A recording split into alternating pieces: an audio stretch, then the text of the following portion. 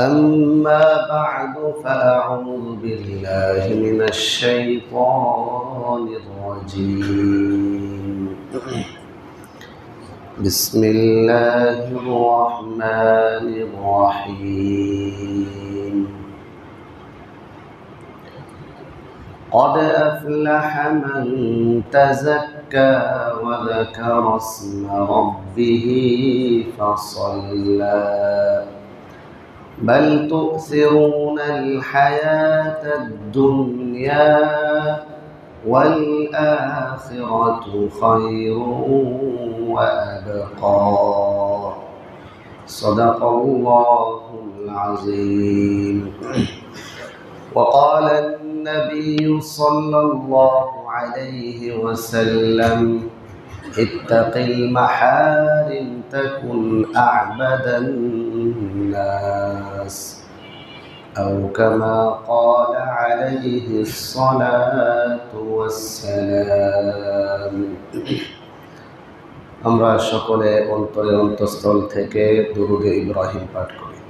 আল্লাহুম্মা সাল্লি আলা মুহাম্মাদ ওয়া আলা আলি মুহাম্মাদ কামা সাল্লাইতা আলা ইব্রাহিম ওয়া আলা আলি ইব্রাহিম ইন্নাকা হামিদুম মাজিদ।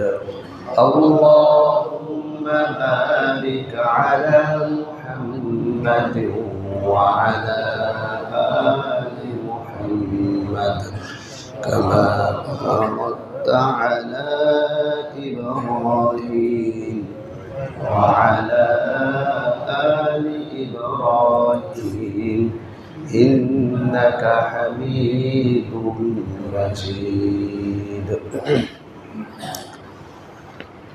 আলহামদুলিল্লাহ, আল্লাহ তাআলার অশেষ মেহেরবানি যে আল্লাহ পাক রব্বুল আলামিন আমাদেরকে পবিত্র শাওয়াল মাসে পবিত্র জুমার দিনে এই মুহূর্তে আল্লাহ তাআলার মহান বড় এক হুকুম জুমার নামাজ আদায় করার জন্য মসজিদে আসার তৌফিক দান করেছেন। এজন্য আমরা সকলে দিল থেকে শুকর আদায় করি আলহামদুলিল্লাহ। সবাই কেমন আছেন? আলহামদুলিল্লাহ, আমিও ভালো আছি, তবে কিছুটা একটু ঠান্ডা রয়েছে আর কি, গলার মধ্যে একটু ঠান্ডা ঠান্ডা আছে। যাক আলহামদুলিল্লাহ, আলা কুল্লি হাল, সর্বাবস্থায় আলহামদুলিল্লাহ। সুখে থাকলে, দুঃখে থাকলে, হাসপাতালে থাকলে, তাহলে সব জায়গায় থেকে আলহামদুলিল্লাহ বলতে পারা, এটা হচ্ছে আল্লাহ তাআলার প্রতি অগাধ বিশ্বাসের একটা প্রমাণ যে আল্লাহ আমাকে যেভাবে রাখেন, যেখানে রাখেন, সেটার উপরে আমি সন্তুষ্ট। এর অর্থ আলহামদুলিল্লাহ। যাক, রমাদান মাস চলে গেল, ঈদুল ফিতর চলে গেল, তারপরে শাওয়াল মাস আসলো। শাওয়াল মাসের প্রথম সপ্তাহ আমরা জুমার নামাজ পড়ার জন্য আসলাম। তো আজকের জুমার বয়ান কি বিষয় হইতে পারে? কোনো বিষয়? 6টা রোজা। আল্লাহু আকবার কাবীরা। আজকের জুমার বয়ানের শিরোনাম কি দেওয়া যায়? শিরোনামটা এমন হতে পারে, একটা কঠিন শিরোনাম আর একটা সহজ শিরোনাম। কঠিন শিরোনাম দিলে এমন হতে পারে যে রমাদান মাস, রমাদান পরবর্তী সময়ে, খুব খেয়াল করেন, রমাদান পরবর্তী সময়ে লাইফ চেঞ্জিং 5টি নসিহত। বুঝছেন? রমাদান পরবর্তী সময়ে এমন 5টি নসিহত, নসিহা, যা রাসূলুল্লাহ সবাই পড়েন সাল্লাল্লাহু আলাইহি ওয়াসাল্লাম করেছিলেন, সেই 5টি নসিহা আমরা শুনতে চাই। যে 5টি নসিহা এমন যা লাইফ চেঞ্জিং, এই 5টি নসিহা যদি কেউ গ্রহণ করতে পারে, 5টি উপদেশ কেউ যদি গ্রহণ করতে পারে, তাহলে তার লাইফ সুখময় হয়ে যাবে, শান্তিময় হয়ে যাবে। হ্যাঁ, সে জান্নাতি জীবনযাপন দুনিয়াতেই করতে পারবে। বুঝছেন? তো এমন 5টি নসিহত শুনবেন। তো অনেকে যারা বললেন যে শাওয়াল মাসের এই 6টি রোজা, এটা আগে বলে ফেলি। আমরা এর আগের জমায় আমরা বলেছিলাম যে রাসূলুল্লাহ সাল্লাল্লাহু আলাইহি ওয়াসাল্লাম ইরশাদ করেছেন, মান সামা রমাদান সুম্মা আতবাআহু সিত্তাম মিন শাওয়াল, যে ব্যক্তি রমাদান মাসের রোজাগুলো রাখলো এবং পরবর্তী শাওয়াল মাসে 6টি রোজা রাখবে, তো আল্লাহ পাক রব্বুল আলামিন তাকে পূর্ণ বৎসর ধারাবাহিক রোজা রাখার সমপরিমাণ সওয়াব দান করবে। এখানে কয়েকটি প্রশ্ন ও তার জবাব। 1 নাম্বার, শাওয়ালের 6টি রোজা কি লাগাতার রাখতে হবে? তো এর জবাব হলো না, লাগাতার রাখতে হবে না। আপনি শাওয়াল মাসের যে কোনো দিনগুলোতে, শাওয়াল মাসের 29 অথবা 30 দিনের যে কোনো দিন, একসাথে হোক, ভেঙ্গে ভেঙ্গে হোক, আলাদা আলাদা করে হোক, যেভাবেই হোক, এই মাসের ভিতরে 6টি হলেই হবে। শেষ এক প্রশ্ন। দ্বিতীয়, একটু শুনতে হবে তো কথা, প্রশ্নের সুযোগ দেওয়া হয়েছে না তো যেখানে আরেকটা সুবিধা বা অফার আছে, অফার যা আমরা বাংলাতে বলি যে 1 ডিলে 2 পাখি, বলি না যে একটা ডিল দিলাম 2টা পাখি পাইলাম। এখন একটা ডিল দিয়ে একটা পাখি আর একটা ডিল দিয়ে 2টা পাখি, কোনটা সুবিধা? 2টা পাখির সুবিধা না? আচ্ছা, ঠিক আছে। তো 1 ডিলে 2 পাখির ব্যবস্থা হলো, রাসূল বলেন প্রত্যেক মাসে আইয়ামে বীজের রোজা, যেটা প্রতি মাসের 13, 14, 15 তারিখ, এটা প্রত্যেক মাসে, এটা শুধু শাওয়াল মাস না। তাই প্রত্যেক মাসে এবং রমজান ছাড়া, কারণ রমজান মাসে তো এই আইয়ামে বীজের সুযোগ নেই, ফরজ রোজা রয়েছে। তো রমাদান ছাড়া প্রত্যেক মাসে যে 13, 14, 15 তারিখে রোজা রাখবে, এর রয়েছে স্পেশাল ফজিলত। আবার ঠিক তেমনিভাবে প্রত্যেক সপ্তাহে সোমবার এবং বৃহস্পতিবার, এর রয়েছে আলাদা ফজিলত।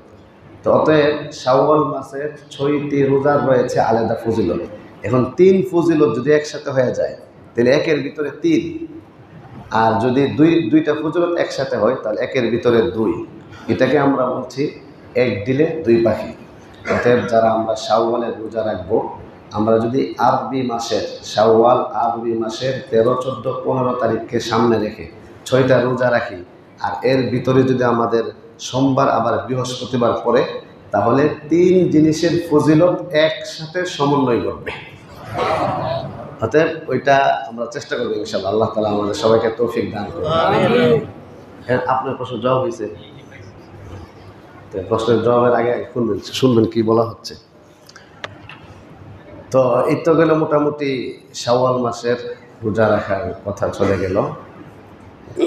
তা আমরা আসে আমাদের পরবর্তী যে আলোচনাটা আমরা করতে চাচ্ছিলাম, আমি আপনাদের সামনে সূরাতুল আ'লা, যেই সূরা জুমার নামাজে পড়া উত্তম, সুন্নত। জুমার নামাজে 2টি সূরা পড়া সুন্নত, একটা হচ্ছে সূরাতুল আ'লা আর একটা হলো সূরাতুল গাশিয়া। তো সেই সূরাতুল আ'লা এর মধ্যে থেকে 3-4টি আয়াত আপনাদের সামনে তেলাওয়াত করেছি, আর রাসূলুল্লাহ সাল্লাল্লাহু আলাইহি ওয়াসাল্লামের অসংখ্য বাণী থেকে একখানা বাণী হাদিস আপনাদের সামনে পাঠ করেছি। এই হাদিসই হচ্ছে আজকের খুতবার আলোচ্য বিষয়।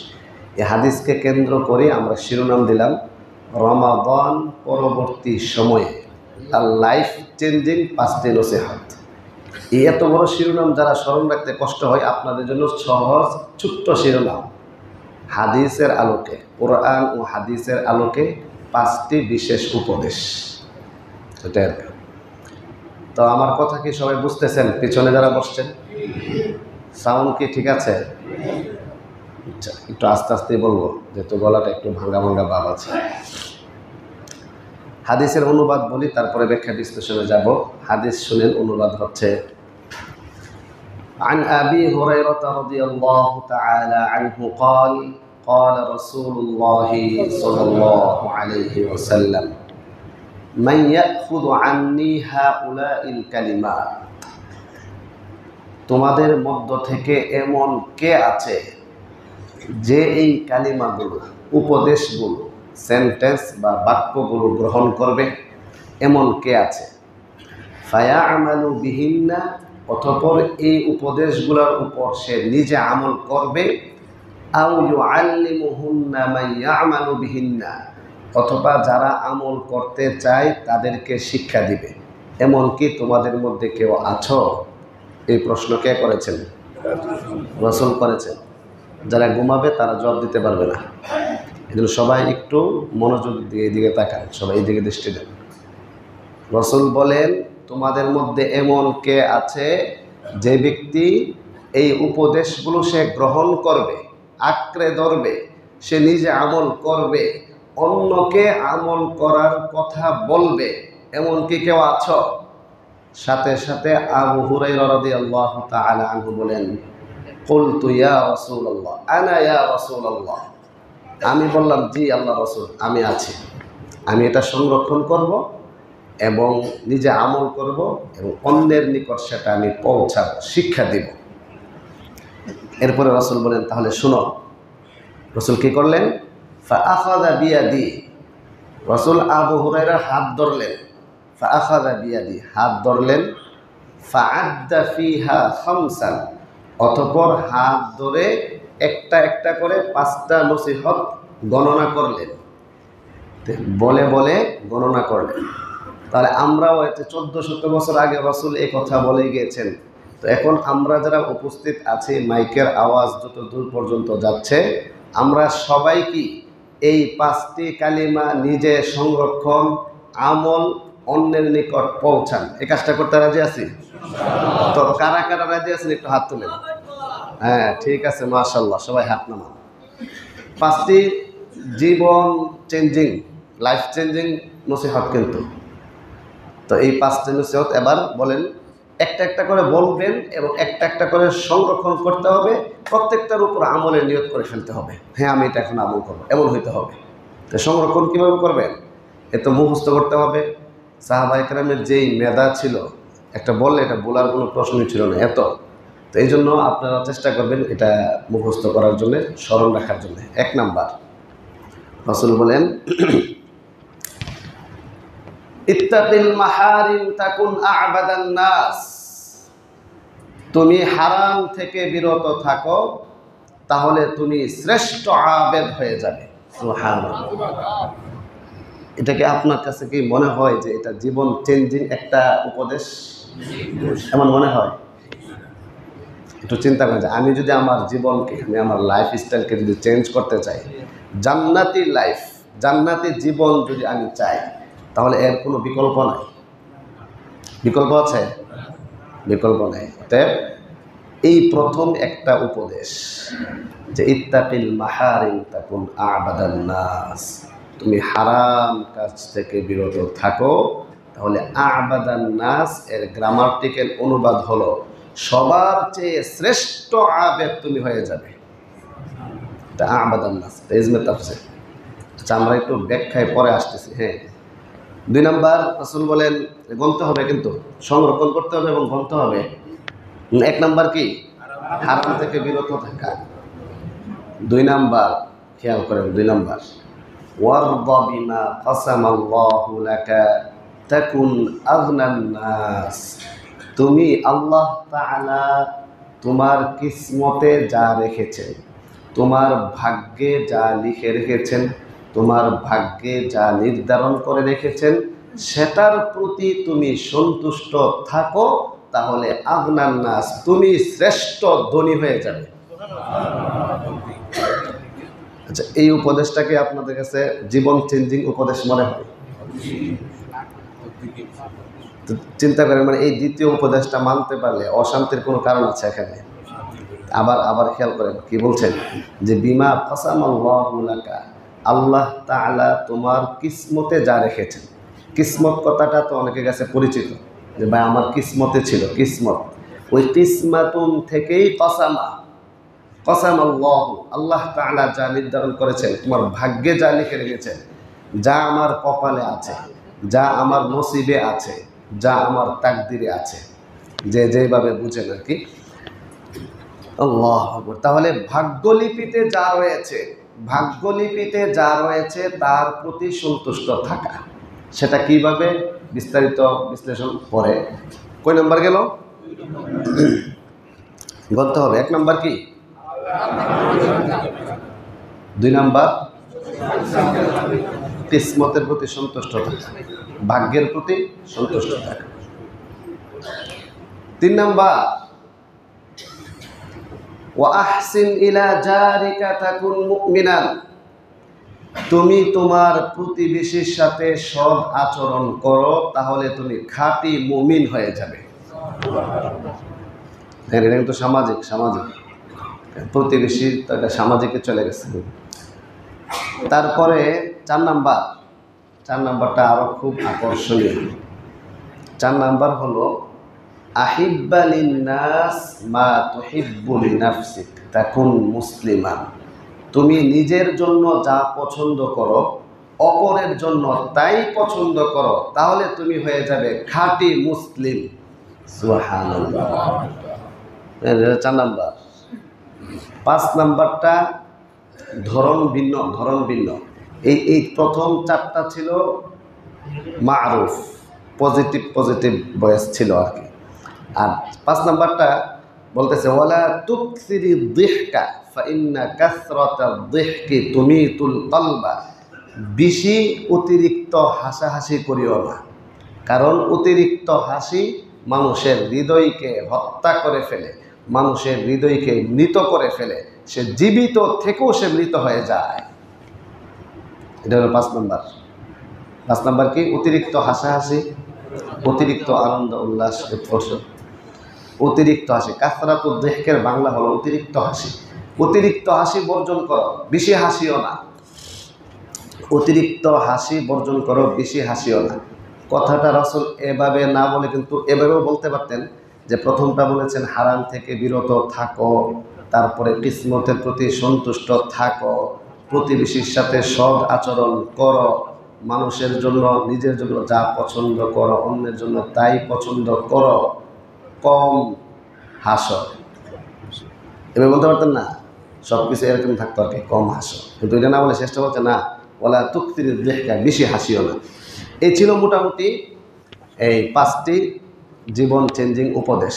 এই 5টি উপদেশ আমরা সবাই মানব ইনশাআল্লাহ। সবাই যার যার জায়গা থেকে সর্বোচ্চ চেষ্টা করতে হবে। এবার 5টার প্রথমটা যেটা বলা হলো ইত্তাকিল মাহারিম তাকুন আ'বাদান নাস, হারাম কাজ থেকে বিরত থাকো। হারাম কি কি এটা জানতে হবে, যে হারামের একটা তালিকা। একটা জিনিস হারাম, আমি জানি এটা হারাম, আপনি জানেন না এটা হারাম না এটা হালাল, তাইলে কি বিরত থাকা সম্ভব হবে? হ্যাঁ, এই জন্য এই জিনিসটা জানতে হবে যে হারামের কি কি তালিকা আছে। একজন মুসলিম যে আল্লাহ তাআলার কাছে, মুসলিম এ কথার অর্থ হলো সে আল্লাহ তাআলার কাছে আত্মসমর্পণকারী। আল্লাহ যা বলবেন হালাল তাই মেনে নিবে, যা বলবেন হারাম তা থেকেই বিরত থাকবে। চুচেরা বিশ্লেষণ নাই এখানে, কথা নাই যে না এটা হারাম হইলে কি চলে, এটা হারাম হইলে কি চলে, এই কথা বললে কি আত্মসমর্পণ হইল না? এই জন্য কোরআন এবং হাদিস দ্বারা যা প্রমাণিত সেটাকেই গ্রহণ, হালাল হলে গ্রহণ করতে হবে, হারাম হলে বর্জন করতে হবে। এবার হারামের কি তালিকা, সে হারামের লম্বা তালিকা পেশ করা যাবে। কোরআনের এক আয়াতে আল্লাহ তাআলা বলেন ওয়াযারু যাহিরাল ইসমি ওয়া বাতিনা, তোমরা জাহিরি গুনাহ আর বাতিনি গুনাহ বর্জন করো। দুইটা অপশন বলছে, একটা হচ্ছে জাহিরি গুনাহ আর কি বলছে বাতিনি গুনাহ। তো জাহিরি আর বাতিনি এটা বাংলা বললে কি হবে, যে বাহ্যিক অপরাধ, বাহ্যিক গুনাহ আর আভ্যন্তরীণ গুনাহ, প্রকাশ্য গুনাহ, গোপনীয় গুনাহ। কারণ আপনাকে জিজ্ঞাসা করেন যে আপনি 5টি বাহ্যিক গুনার নাম বলেন, যে এই 5টা গুনাহ বাহ্যিক প্রকাশ্য, এরপরে আরও 5টার তালিকা করেন যেটা আভ্যন্তরীণ, গোপনীয় গুনাহ, প্রকাশ্য না অপ্রকাশ্য গুনাহ। তা হারাম শব্দের প্রতিশব্দ হইল গুনাহ, যেটা হারাম এটা কি সওয়াব নাকি গুনাহ? সুদ খাওয়া হারাম, তো এটা কি গুনাহ না? হ্যাঁ, এবং মনে রাখতে হবে কোনো হারাম সগীরা গুনাহ হয় না। হ্যাঁ, কোনো হারাম কি হয় না? সগীরা গুনাহ হয়, কবিরা গুনাহ।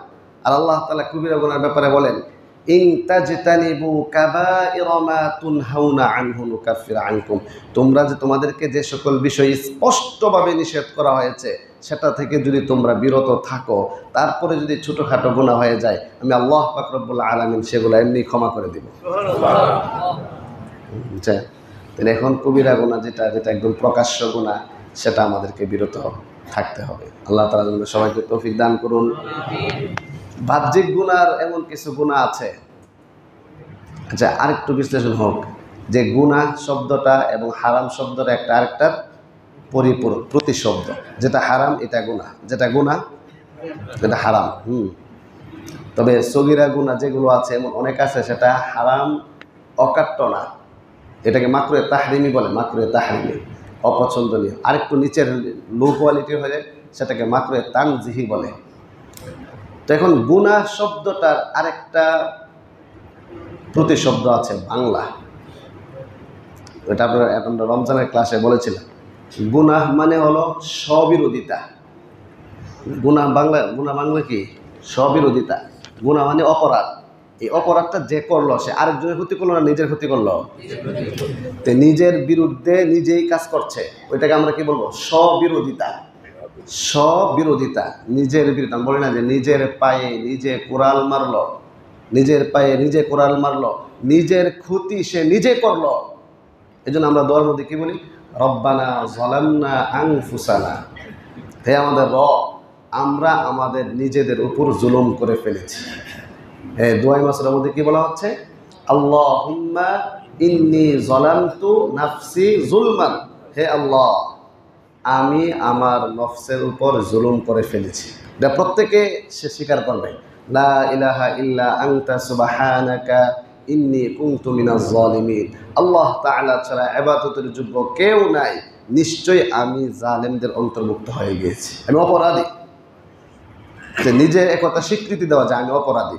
তে গুনাহ এর একটা বাংলা আমরা বলতে পারি স্ববিরোধিতা। তে স্ববিরোধিতা শব্দটার বিপরীত কি বলেন? স্ববিরোধিতার বিপরীত কি হবে? স্বপক্ষীয়তা। বুঝছেন? স্ববিরোধিতা একটা বিপরীত কি? স্বপক্ষীয়তা। সে নিজের পক্ষে নিজে কাজ করছে, নিজের পক্ষে নিজে কাজ করছে, এটাকে আমরা কি বলছি? স্বপক্ষীয়তা। নিজের বিরুদ্ধে নিজে কাজ করছে, তাহলে স্ববিরোধিতা। তাহলে গুনাহ সমান সমান স্ববিরোধিতা, সাওয়া নেক ভালো কাজ সমান সমান স্ববিরোধিতা, স্বপক্ষীয়তা। বললেন সমান সমান কি? স্বপক্ষীয়তা। তাহলে সওয়াব সমান সমান স্বপক্ষীয়তা। অতএব নামাজ পড়া সমান সমান স্বপক্ষীয়তা, নামাজ না পড়া সমান সমান স্ববিরোধিতা। সুদ খাওয়া সমান সমান স্ববিরোধিতা, স্ববিরোধিতা। ঘুষ খাওয়া সমান সমান স্ববিরোধিতা। মানুষের সাথে ভালো আচরণ করা সমান সমান স্বপক্ষীয়তা। তাহলে প্রত্যেকটা ভালো কাজ, সওয়াব নেক কাজ, সেটা স্বপক্ষীয়তার প্রমাণ বহনকারী। আর প্রত্যেকটা খারাপ কাজ, মন্দ কাজ, অপরাধ, অন্যায়, অবিচার, পাপাচার, নির্যাতন, বৈষম্য, স্বৈরাচার, এই সবগুলো হচ্ছে স্ববিরোধিতা। এগুলো কি? স্ববিরোধিতা। আল্লাহ তাআলা বলেন তোমরা স্ববিরোধিতা থেকে বাঁচো। তো এখন কেউ যদি স্ববিরোধিতায় লিপ্ত না হয়ে স্বপক্ষীয়তায় লিপ্ত হয়, তো লাভ কার হচ্ছে? নিজের। আমরা এর আগে আরেকটা বিশ্লেষণ উল্লেখ করেছিলাম, আপনাদের মনে আছে কিনা একটু চেক করা হোক। সেটা হলো, এটা আমরা কখন করেছিলাম? সেটা মুহররম মাসে আশুরার বয়ানের সময় এটা করেছিলাম, যে আশুরার একটা নির্দেশনা ছিল যে তোমরা নিজেদের উপর, নিজেদের অস্তিত্বের উপর তোমরা জুলুম করিও না। তা আমরা প্রশ্ন করেছিলাম, যিনি জুলুম করেন তাকে আরবিতে বলে জালিমুন। যাকে জুলুম করে, যার উপর জুলুমটা করে, তাকে আরবিতে বলে মাজলুমুন। মাজলুম, তাহলে জালেম এবং মাজলুম। এখন কেউ যদি নিজে একটা অপরাধ করে, গুনাহের কাজ করে, তাহলে সে নিজেই জালেম, নিজেই মাজলুম। তো শরীরের কোন অংশটা জালেম আর কোন অংশটা মাজলুম, এটা বলা হয়েছিল। কেউ কি মনে রাখতে পেরেছেন? আপনারা তো গুলশান মসজিদে মুসল্লি, আপনারা ভিআইপি মুসল্লি, আপনারা একটু মডার্ন মুসল্লি। হ্যাঁ, অতএব বলতে হবে যে নিজের অস্তিত্বের মধ্যে কোন অংশটা জালেম আর কোন অংশটা মাজলুম। যে আল্লাহুম্মা ইন্নী যালামতু নাফসি যুলমান কাসীরা, হে আল্লাহ আমি আমার নিজের উপর জুলুম করলাম। হ্যাঁ, তো এনে জালেম কে, তো মাজলুম কে? শেষ। হ্যাঁ, এই ছোট্ট পিচ্ছি ছেলে বলে ফেলছে যে এখানে দুইটা অংশ, একটা হলো নফস আর একটা হলো কলব, একটা হলো হাওয়া আর একটা হলো কলব, অর্থাৎ একটা মস্তিষ্ক আর একটা হৃদয়। মূলত মস্তিষ্ক হৃদয়ের উপর জুলুম করে। তাহলে জালেম হচ্ছে মূলত হাওয়া, প্রবৃত্তি একটা শক্তি আছে এখানে। ফাআলহামাহা ফুজুরহা, এই শক্তিটা কোথায় অবস্থিত সে বিশ্লেষণ আমরা যাচ্ছি না, কিন্তু ফাআলহামাহা ফুজুরহা ওয়া তাকওয়াহা, আল্লাহ তাআলা প্রত্যেকটা মানুষের মধ্যে এলহাম করেছেন ফুজুর আর তাকওয়া। ফুজুর হলো মন্দ কাজের যোগ্যতা, মন্দ কাজ করার যে সফটওয়্যারটা, এটার নাম হলো ফুজুর। আর ভালো কাজ করার যে সফটওয়্যার, যে শক্তি, ওইটার নাম কি? তাকওয়া, কলব। ওইটা কলবের মধ্যে থাকে। তাইলে মূলত হাওয়া অথবা নফস প্রবৃত্তি সে জালেম কার উপরে করলো? হৃদয়ের উপর করলো, কলবের উপরে করলো, অন্তরের উপর করলো, আত্মার উপরে করলো। আত্মাটার মধ্যে হচ্ছে এই মাজলুম হয়ে গেল। এই জন্য হাদিস আসছে বান্দা যখন একটা গুনাহের কাজ করে তার অন্তরে একটা কালো দাগ পড়ে যায়। তো সে গুনাহের কাজটা করছে নফসের তাড়নায়, খায়সাতের তাড়নায়, প্রবৃত্তির তাড়নায়। তো প্রবৃত্তির তাড়নায় সে গুনাহ কাজটা করছে। তাহলে গুনাহটা করছে মূলত প্রবৃত্তি দিয়ে। কি দিয়ে?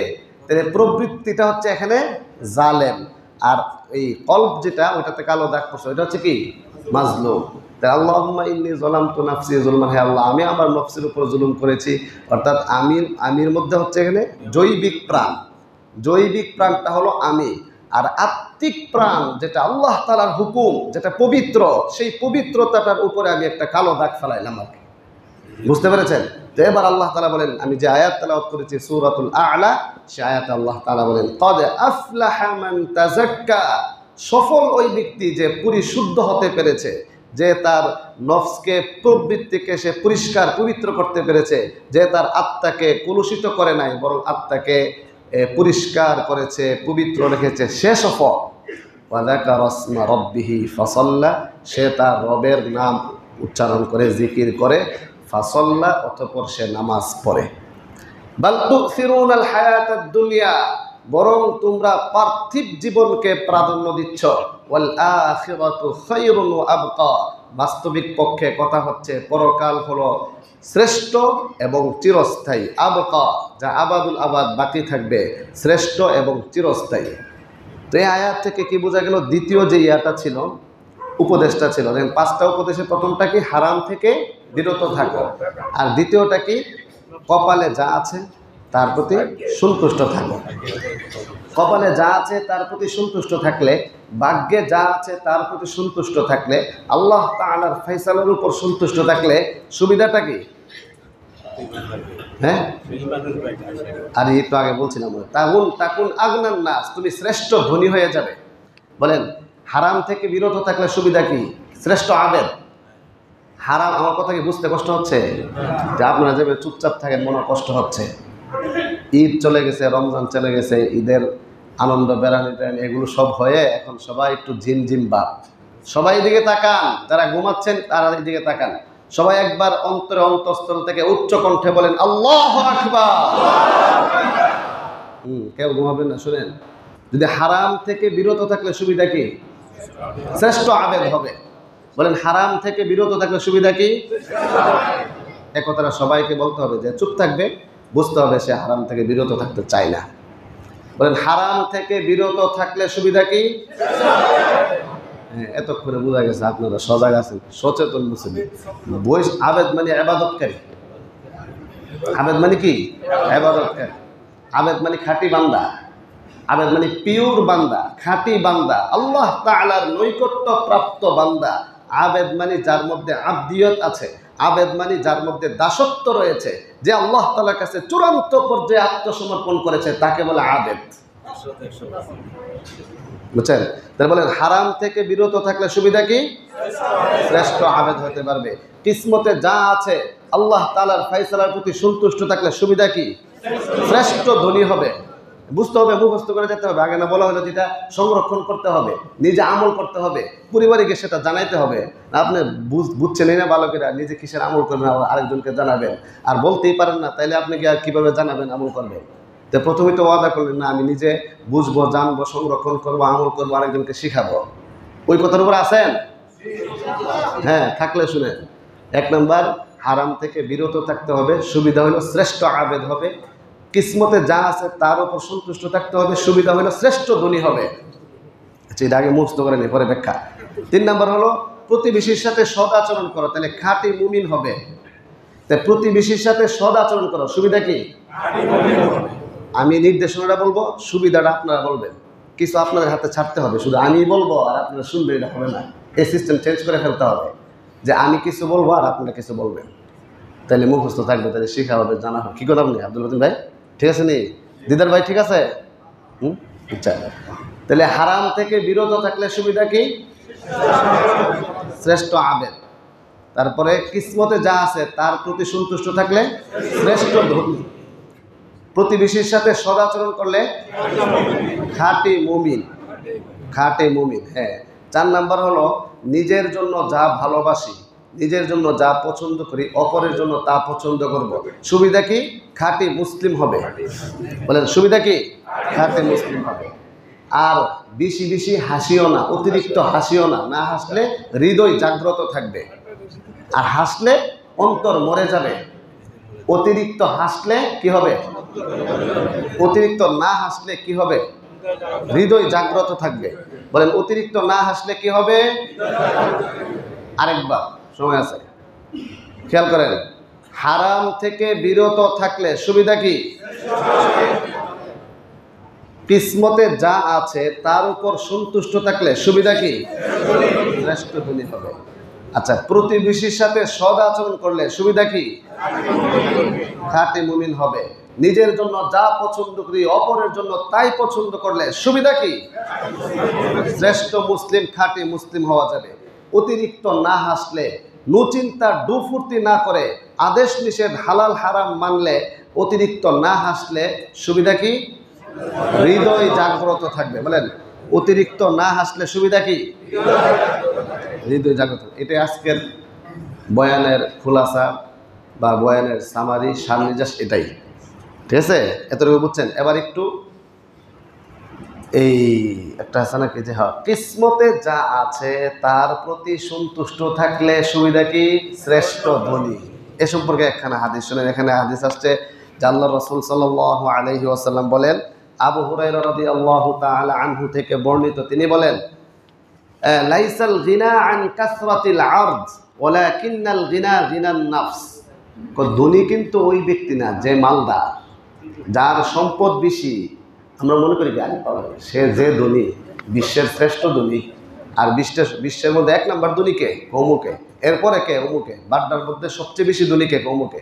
তা আমরা তো ধনী বলতে কি বুঝি? ধনী মানে হলো মালদার, সম্পদ বেশি, টাকা পয়সা বেশি, বাড়ি আছে, বিল্ডিং আছে, গাড়ি আছে, বাড়ি গাড়ি আছে, সম্পদ আছে, ব্যাংক ব্যালেন্স আছে, পয়সা অভাব নাই, বিশাল বড় ফ্যাক্টরির মালিক, অনেক বড় প্রজেক্টের পরিচালক চালাচ্ছেন। তাকে আমরা কি মনে করি? ধনী বলি। কিন্তু রাসূল কি বললেন? না, মূলত ধনীকে, মূলত ধনী তো যে যার কিসমতের প্রতি যে সন্তুষ্ট, সে কি? শ্রেষ্ঠ ধনী। এরপর অন্য হাদিসে বলছেন যে প্রকৃত ধনী তো সে নয় যার সম্পদ বেশি, সে ধনী নয়। ওয়ালাকিন্নাল গিনা গিনান নাফস। মূলত ধনাট্যতা, ধনাট্যতা তো হচ্ছে মনের ধনী, শ্রেষ্ঠ ধনী। বলেন এটা বুঝতে হবে। বলেন মনের ধনী, শ্রেষ্ঠ ধনী। মনের ধনী, আসল ধনী, মনের ধনী, প্রকৃত ধনী, মানসিকভাবে যে ধনাট্যতায় আছে সেই তো মূলত ধনী। রাসূল এটা বলছেন। এবার শুনুন, এখানে শব্দ দুইটা, একটা হলো মনের ধনী, আসল ধনী, আর একটা হলো মনে মনে ধনী। দুইটা এক না। যারা ঘুমাইতেছেন একটু বলছেন, এই বুঝতেছেন কি বলছি? শুনেন, যে ঘুমাবে, বিশেষ করে এই 5 কাতারের ভিতরে যে ঘুমাবে, এখন থেকে তাকে সাথে সাথে ডাক দিব, চিনলে নাম বলে ডাক দিব, আর না চিনলে এই বলে ডাক দিব। আর যারা আপনারা মনে করেন আপনার অসুস্থ ঘুম আসে, আপনারা দয়া করে প্লিজ এখানে বসবেন না, এই জায়গাটাতে বসবেন না, আর একটু পিছনে বসবেন বা সাইডে বসবেন, আমার ডিস্টার্ব হয়, আমার ব্রেন অন্যদিকে চলে যায়। ঠিক আছে ইনশাল্লাহ? কষ্ট পাইছেন? কষ্ট পাই না, আমিও তো আপনাদের, আপনিও তো আমাদের, এই অন্য কেউ না তো, আমরা তো ইমাম মুসল্লি খতিব মুসল্লি হই, আমরা হ্যাঁ। অতএব এখানে কষ্ট হওয়ার কিছু নাই, লজ্জার কিছু নেই। দয়া করে ঘুমাবেন না, আর যিনি ঘুমাবেন তার দোষ নাই, যে পাশে বসে আছে তার দোষ। যে ঘুমাচ্ছে সে তো জানে না ঘুমাইতেছে, যে ও তো জানে না, পাশে যে আছে ওটা দেখতেছে না ঘুমাইতেছে, যে তো এই জন্য যে ঘুমাবে পাশের ব্যক্তি বলবো, হ্যাঁ ওরাও ডাক দিব, আর পাশের ব্যক্তির উপরে দোষটা পড়বে আর কি।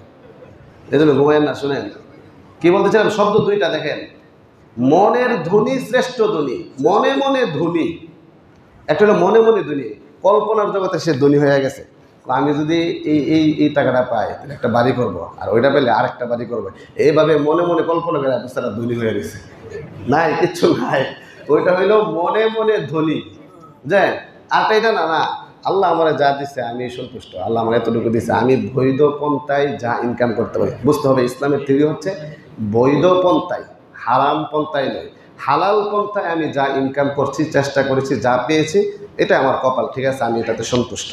সে শ্রেষ্ঠ ধনী, বুঝলেন? আর সে যা পাইছে না পাইছে মনে মনে কল্পনা করে।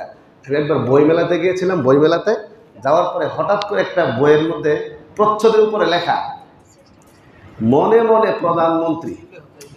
আমি কি আল্লাহ এটা কি, যে মনে মনে প্রধানমন্ত্রী, না জানি কি ভিতরে লেখছে, যে লেখকের বইয়ের নাম দিছে মনে মনে প্রধানমন্ত্রী। পরে আমি এটা সাথে সাথে কিনলাম, দরকার আছে যে মনে মনে প্রধানমন্ত্রী যদি হওয়া যায়, এটা দেখি কি লেখছে। পরে পড়লাম, পরে দেখি যে না, মনে মনে প্রধানমন্ত্রী এখানে সে যেটা প্রমাণ করছে এটা হইল ট্রান্সজেন্ডার। অর্থাৎ কিছুদিন আগে শুনছিলেন একটা বিষয়, যে সে নিজে ছেলে হয়েও মেয়ে মনে করে, নিজের ছেলে হয়েও মেয়ে মনে করে, মেয়ে হয়ে নিজেকে ছেলে মনে করে, সে মনে মনে ছেলে, একটা মেয়ে মনে মনে ছেলে, শরীফ থেকে শরীফা, ওই বিষয়টা এখানে প্রমাণ করছে আর কি। তা আমরা এখানে যেটা বলতেছি, রাসূল বলছেন মনের ধনাত্মতাই হচ্ছে আসল ধনাত্মতা, মানসিকভাবে সন্তুষ্ট থাকা। আরেকটা হচ্ছে এটা হলো মনের ধ্বনি, আরেকটা হলো কি মনে মনে ধ্বনি, কল্পনার জগতে সে ধ্বনি নিজেরা ভাবতেছে আর কি, ওইটা না, এটা একটা পার্থক্য। ঠিক আছে, তাহলে মনের ধ্বনি এটা হচ্ছে কি আসল ধ্বনি। এবার শোনেন অন্য এক হাদিস, যে আল্লাহর রাসূল সাল্লাল্লাহু আলাইহি ওয়াসাল্লাম এক হাদিসে স্পষ্ট ভাষায় বলেছেন, আনাস ইবনে মালিক রাদিয়াল্লাহু তাআলা আনহু থেকে বর্ণিত, তিনি বলেন, লাউ আন্না লিবনে আদম ওয়াদিয়াম মিন যাহাবিন আহাব্বা আন ইয়াকুনা লাহু ওয়াদিয়ান ওয়া লা ইয়ামলা আফাহু ইল্লা তুরাব। যে বনি আদমের নফসের চাহিদা, নফসের খাহাসাত, প্রবৃত্তির চাহিদা, নফসের বৈশিষ্ট্য, মস্তিষ্ক কেন্দ্রিক মানবের বৈশিষ্ট্য, অনেকগুলো শব্দ বললাম, যে যেভাবে বুঝেন, নফসের খাহেসাত বুঝেন, প্রবৃত্তির চাহিদা বুঝেন, নফসের বৈশিষ্ট্য বুঝেন, মস্তিষ্ক কেন্দ্রিক দুনিয়াবি চাহিদা বুঝেন, এটা হচ্ছে এত বড় বিশাল অসীম চাহিদা, যে তাকে যদি একটা স্বর্ণের পাহাড় দেওয়া হয়, স্বর্ণের উপত্যকা তাকে দেওয়া হয়, যাও এই পাহাড়টা স্বর্ণ করে তোমাকে দেওয়া হইল, তারপরেও সে চাইবে আরেকটা স্বর্ণের পাহাড় তাকে দেওয়া হোক। বুঝলেন? এটা মানুষের বৈশিষ্ট্য, নফসের বৈশিষ্ট্য, মস্তিষ্ক কেন্দ্রিক মানবের বৈশিষ্ট্য, হৃদয় কেন্দ্রিক মানুষ নয়। তো এটা কি হলো? রাসূল বলেন যে তার এত বড় চাহিদা, একটা পাহাড়, স্বর্ণের পাহাড়, একটা স্বর্ণের পাহাড়কে আপনি কম মনে করেছেন? কত বড় স্বর্ণ হবে একটা পাহাড় যদি স্বর্ণ হয়ে যায়, এটা কল্পনা করা যায়? তো রাসূল বলেন এরকম পাহাড়ের একটা স্বর্ণ তাকে দিলে সে চাবে দুইটা পাহাড় তাকে এভাবে দিয়ে ফেলা হোক। তো এরপর রাসূল বলেন ওয়ালা ইয়ামলা আফাহু ইল্লা তুরাব, তার পেট ভরবে না মাটি ছাড়া। যখন সে মরে কবরে যাবে, মাটি হবে, তখন তার পেট ভরবে। তাহলে এই হাদিস থেকে আমরা একটা শিরোনাম নিতে পারি। এই হাদিস থেকে কি বোঝা গেল? এই হাদিস থেকে বোঝা গেল মানবের মস্তিষ্ক কেন্দ্রিক মানবের পেট কখন ভরবে, তার চাহিদা কখন পুরা হবে, কবরে যাবে যখন। এটা বললো না, এটা বললো না? তাহলে কি বুঝলাম? কবরে যাবে যখন, পেট ভরবে তখন। বুঝলেন? কবরে যাবে যখন, পেট ভরবে তখন। তাহলে পেট কখন ভরবে? কবরে যাবে যখন। ধীরের মানসিক বৈশিষ্ট্য। এত সম্পদ পায় ও এরপরে সে শুনে আরো লাগবে, আরো লাগবে, আরো লাগবে। এই আরো লাগা বন্ধ হবে কখন? কবরে যাবে যখন। ঠিক আছে, তাহলে এটা বোঝা গেল, কবরে যাবে যখন, পেট ভরবে তখন। তো এই যে একটা অসীম চাহিদা, এত লাগবে, এত লাগবে, ওইটা থেকে বাঁচার সিস্টেম, ওইটা থেকে বাঁচার জন্য যে স্পেশাল সফটওয়্যার আল্লাহ রসুল দিয়েছেন, লাইফ চেঞ্জিং একটা উপদেশ দিয়েছেন, সেটা কি? 2 নাম্বার, তোমার কিসমতের প্রতি তুমি সন্তুষ্ট থাকো, বৈধ পন্থায় যা অর্জন করেছ তার উপরে তুমি সন্তুষ্ট থাকো, তাহলে তুমি শ্রেষ্ঠ ধনী হয়ে যাবে। তো মোটামুটি কথা শেষ হয়ে গেছে, আর কথা বলার প্রয়োজন নেই, 17 বেজে গেছে। তা আমরা আল্লাহ তাআলা সর্বপ্রথম আজকে যেই 5টি উপদেশ বলা হলো, এই 5টি উপদেশ সর্বপ্রথম আমাকে মানার তৌফিক দান করুন। আমিন। আসতে করেছেন, একটু জোরে দিতে হবে যে এই 5টা উপদেশ সর্বপ্রথম আমাকে মানার তৌফিক দান করুন। দ্বিতীয় পর্যায়ে আপনাদেরকে মানার তৌফিক দান করুন। গোটা মুসলিম উম্মাকে মানার তৌফিক দান করুন। আপনাদের কাছে কি মনে হইল, এই 5টি উপদেশ কি লাইফ চেঞ্জিং হবে? হবে না? এটা অবশ্যই হবে। আল্লাহ তাআলা আমাদের সবাইকে, আমরা আজকের এই জুমার বয়ান থেকে কথা আমরা নিশ্চিত ও কনফার্ম সিদ্ধান্তে উপনীত হয় যে আল্লাহ তাআলা যেন আমাদের সবাইকে এই 5টি উপদেশ যথাযথভাবে পালন করার তৌফিক দান করে। ওয়া আখিরু দাওয়ানা আলহামদুলিল্লাহি রাব্বিল আলামিন। আমরা যারা সুন্নত নামাজ পড়ি নাই, 4 রাকাত ক্বাবলা জুমা সুন্নত নামাজ পড়ি নাই।